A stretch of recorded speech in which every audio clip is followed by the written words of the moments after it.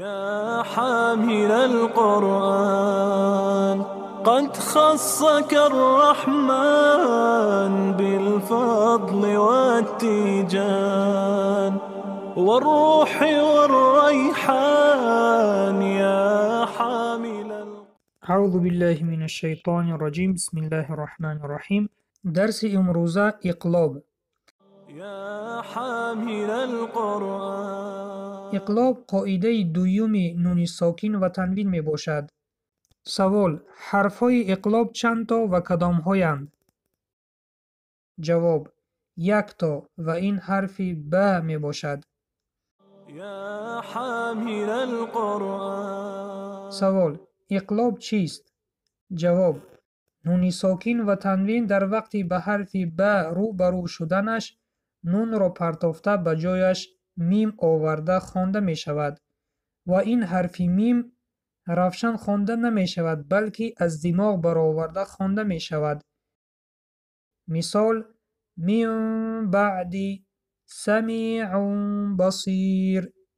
من بعد سمیع بصیر. اگر شما اعتبار جدی دادید ما حرف میم را از دماغ برآورده خواندیم.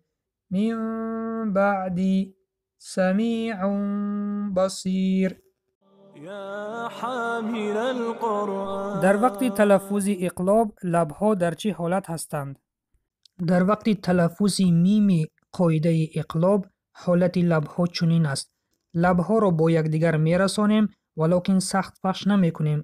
من بعد سمیع بصیر. اگر لبها را سخت پخش بکنیم در این حالت میم دو تا خوانده می شود که این خطا می باشد. به همین سبب اعتبار بدهید. يا حامل القرآن. علامت های قرآنی: در قرآن کریم وقتی که بعد از نون ساکن حرف ب روبرو می شود در بالای حرف نون ساکن میم میده را ماندند تا که ما بفهمیم که این قاعده اقلاب است. يا حامل القرآن. مثال ها از آیت های قرآن کریم: در آخر ما یک چند آیت ها را می آوریم که در آنجا قاعده های اقلاب آمده است. أنبئهم أنبئهم أنبئهم أنبورك أنبورك أنبورك سميع بصير سميع بصير سميع بصير من بعد من بعد من بعد يا حامل القرآن.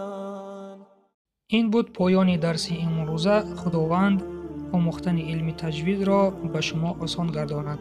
برادر و خواهر عزیزم، شما می توانید در کانال ما نوارهایی که خصوصا درباره مخرج حرف ها هست یافته از آنجا تماشا کرده مخرج حرف های زبان عربی را آموزید. و سلام بر آن شخصانی که راه هدایت را پیش گرفتند.